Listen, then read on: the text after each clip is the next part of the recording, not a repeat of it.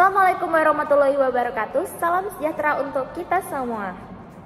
Salam kimia luar biasa. Hari ini kita akan mempelajari hal yang sudah kita pelajari kemarin dan melanjutkan materi. Nah, sebelum kita melanjutkan materi, Ibu ingin bertanya kepada kalian, apakah kalian pernah memotong kertas menjadi beberapa bagian sampai kertas tersebut tidak dapat dibagi kembali atau tidak dapat dipotong lagi? Sebelum kita masuk ke materi pembelajaran yang akan kita pelajari hari ini, maka sebaiknya kita terlebih dahulu melihat video berikut.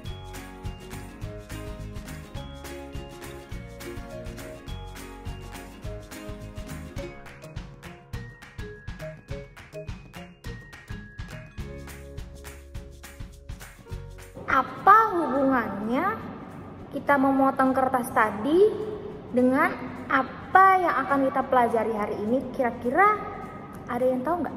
Coba komen di bawah ya kalau ada. Betul sekali. Hari ini kita akan mempelajari mengenai teori atom. Atom? Apa itu atom?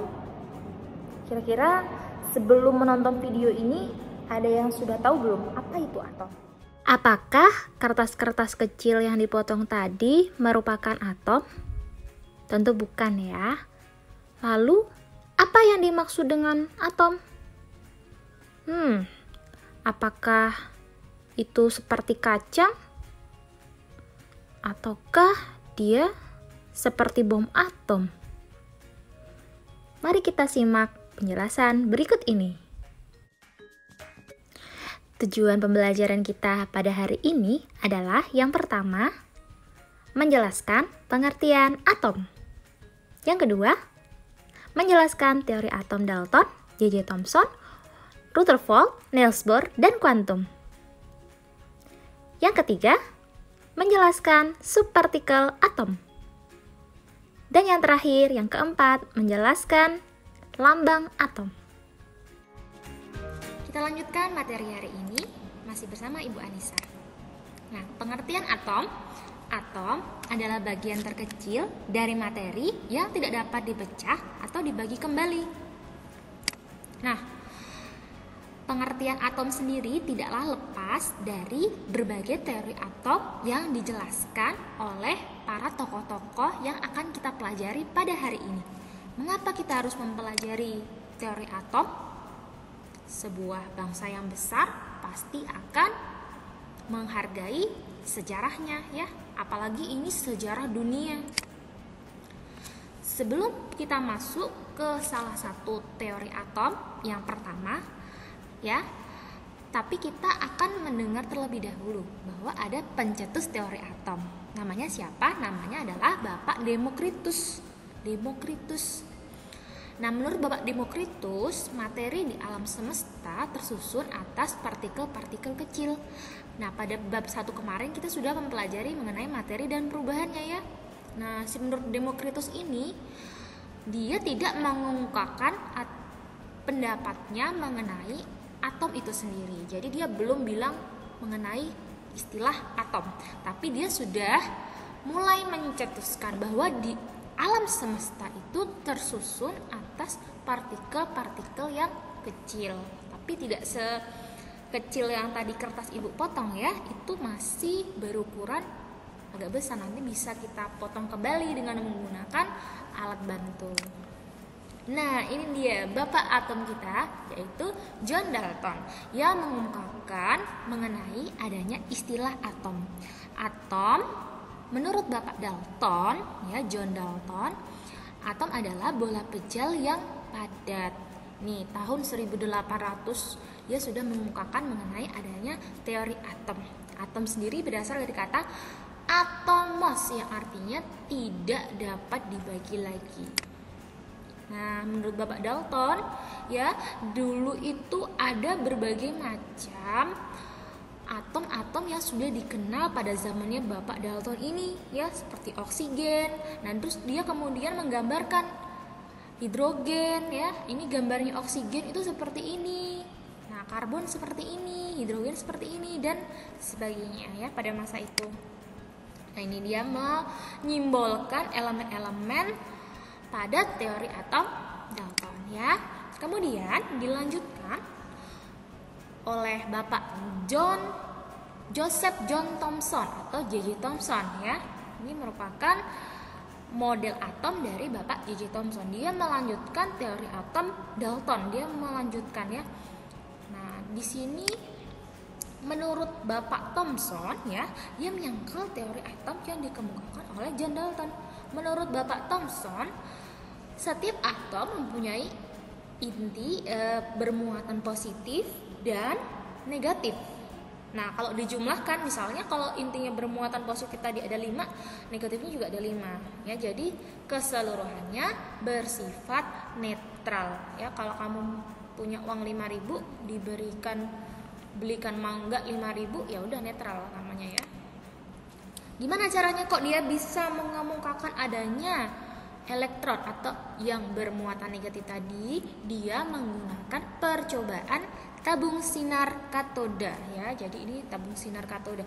Ada katoda ya, kemudian diberikan sumber tegangan yang tinggi. Jadi dia melihat gejala yang ada di tabung sinar katoda tadi ya, seperti ini. Ternyata setelah diselidiki terjadi pembelokan sinar katoda oleh medan listrik. Apa yang membelokkan ini kira-kira? Nah, menurut dia itu adalah elektron ya yang bermuatan negatif. Nah, menurutnya Bapak J.J. Thomson ini ya, menurut Bapak J.J. Thomson ini atom itu seperti roti kismis. Ini merupakan roti kismis ya nak ya.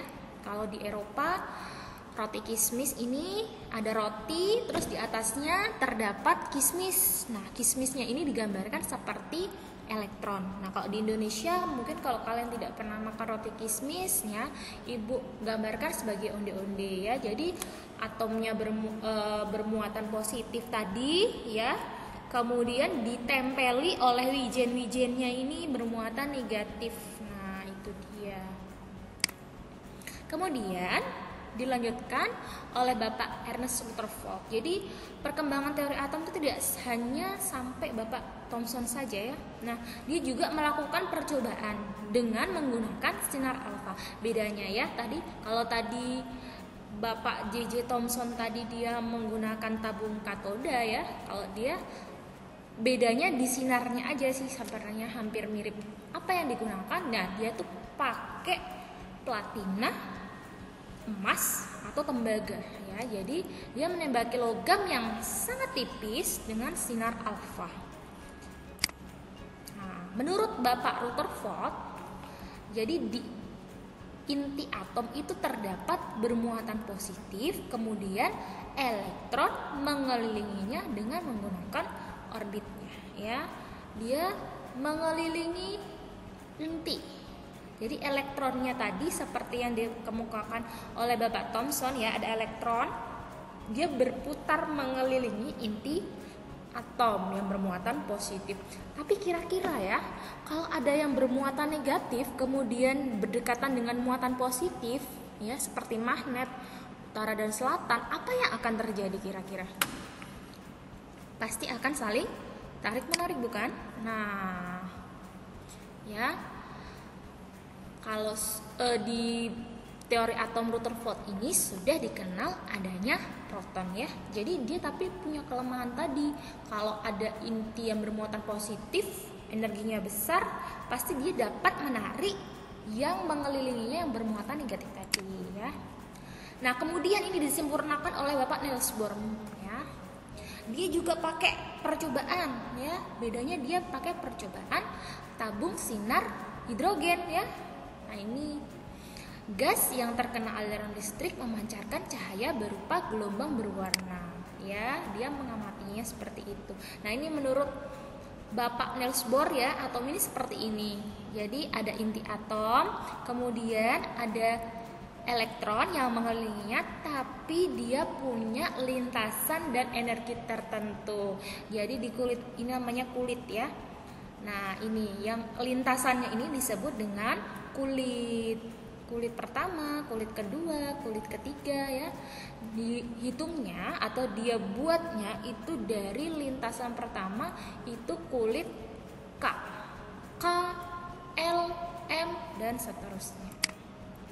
Nah, menurut Bohr, setiap inti atom memiliki elektron dengan energi yang bertingkat-tingkat. Kalau Ibu gambarkan, kalau kalian pernah mengupas bawang merah ya, kalian kupas, ada lapisannya. Kalian belahkan itu, ada lapisannya lagi di luarnya lagi ada lagi. Nah, seperti itu. Itulah disebut dengan kulit atom atau orbital ya. Kemudian teori atom yang sekarang kita masih pakai adalah teori atom mekanika kuantum atau mekanika gelombang ya. Nah, tapi kalau untuk atom mekanika kuantum ini, dia tidak hanya satu orang saja yang mengemukakan adanya teori mekanika kuantum atau mekanika gelombang itu sendiri. Dalam teori ini ya, ada inti yang bermuatan positif dan netral yang di tengahnya ada atom yang mengelilinginya ya. Nah, siapa yang mengelilinginya? Yaitu elektron yang bermuatan negatif ya. Tetapi elektron ini tidak dapat diketahui kedudukannya atau posisinya. Jadi yang hanya diketahui hanya kebolehjadiannya saja ya. Disebut dengan orbital. Contohnya kalau misalnya Bapak A ada di sekolah, biasanya ada di ruang guru, tapi Bapak A bisa di kamar mandi ya, bisa pergi ke kantin ya. Ketika ada siswa yang mencarinya, Pak A di mana ya? Oh, ada di ruang guru. Nah, di ruang guru itu merupakan kebolehjadian. Apakah selalu ada di ruang guru? Tidak. Bisa jadi Bapak tadi pergi ke kamar mandi untuk buang air atau pergi ke kantin untuk makan dan lain sebagainya gitu ya. Nah, para tokoh yang mengemukakan atom mekanika kuantum sendiri ini ada Lewis ya, kemudian Heisenberg, kemudian ada Schrödinger, Max Planck ya, dan ini juga dia tuh menyempurnakan dari teori atom Niels Bohr ya. Sekarang kita lanjutkan mengenai struktur atom. Jadi di dalam atom sendiri, walaupun dia adalah bagian terkecil dari materi, tapi dia masih memiliki subatomik ya. Jadi di dalam atom itu dibagi menjadi dua, ada inti atom dan ada elektron yang mengelilinginya. Kalau di inti atom ada dua muatan. Yang pertama, proton bermuatan positif, neutron bermuatan netral. Sedangkan yang mengelilinginya ada elektron yang bermuatan negatif. Nah, ini para penemu tahun ya, kemudian masa relatif dan muatannya serta notasinya ya, kalian bisa baca sendiri. Kemudian lambang atom. Lambang atom A, Z, X.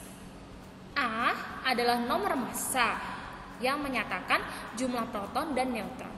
Sedangkan Z nomor atom ya, yang menyatakan jumlah proton, di mana jumlah proton untuk proton yang netral itu sama dengan jumlah elektronnya. Sedangkan X adalah lambang unsurnya.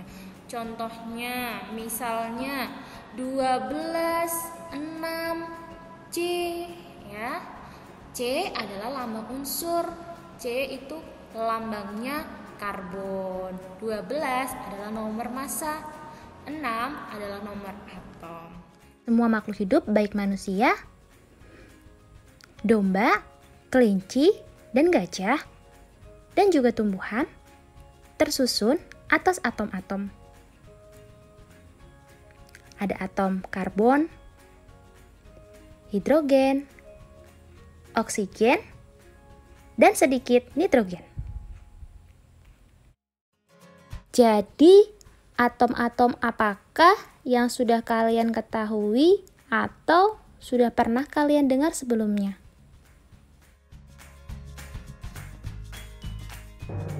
And now, ASAP Science presents the elements of the periodic table.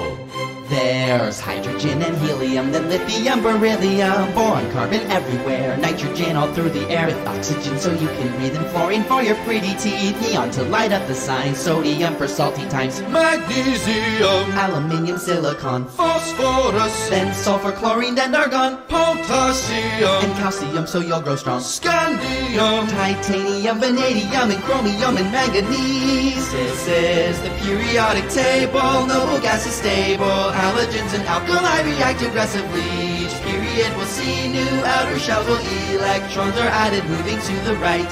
Iron is the 26th, and cobalt, nickel coins you get, copper, zinc, and gallium, germanium, and arsenic, selenium, and bromine film, while krypton helps light up your room, rubidium, and strontium, then yttrium, zirconium, niobium, molybdenum, technetium, ruthenium, rhodium, palladium, silverware, then cadmium and indium, tin cans, antimony, then tellurium, and iodine, and xenon, and then cesium, and barium is 56, and this is where the table splits, where lanthanides have just begun, lanthanum, cerium, and praseodymium. Neodymium's next to promethium, then 62, samarium, europium, gadolinium, and terbium, dysprosium, holmium, erbium, thulium, ytterbium, lutetium,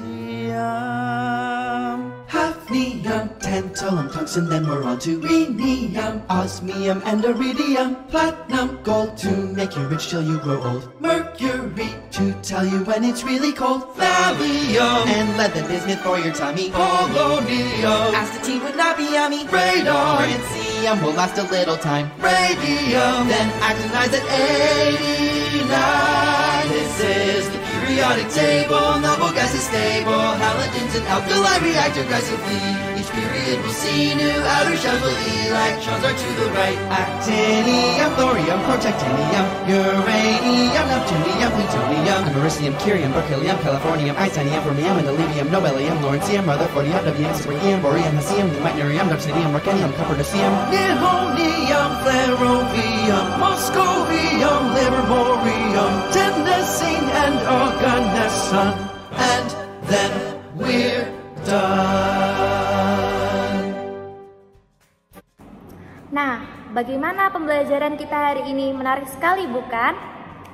Maka, sebelum Ibu menutup pembelajaran pada hari ini, kita harus menyimpulkan hal-hal yang sudah kita pelajari pada hari ini. Kesimpulan dari pembelajaran yang telah kita pelajari pada hari ini adalah yang pertama, atom adalah bagian terkecil dari materi yang tidak dapat dipecah atau dibagi kembali. Yang kedua, menurut John Dalton, atom adalah bola pejal yang padat.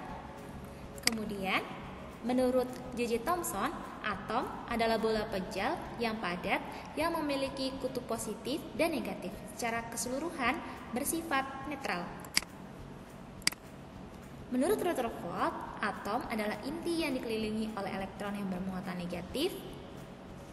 Dan menurut Niels Bohr, atom seperti yang dikemukakan oleh Rutherford, ada inti yang bermuatan positif dan netral yang dikelilingi oleh elektron dengan tingkat energi tertentu.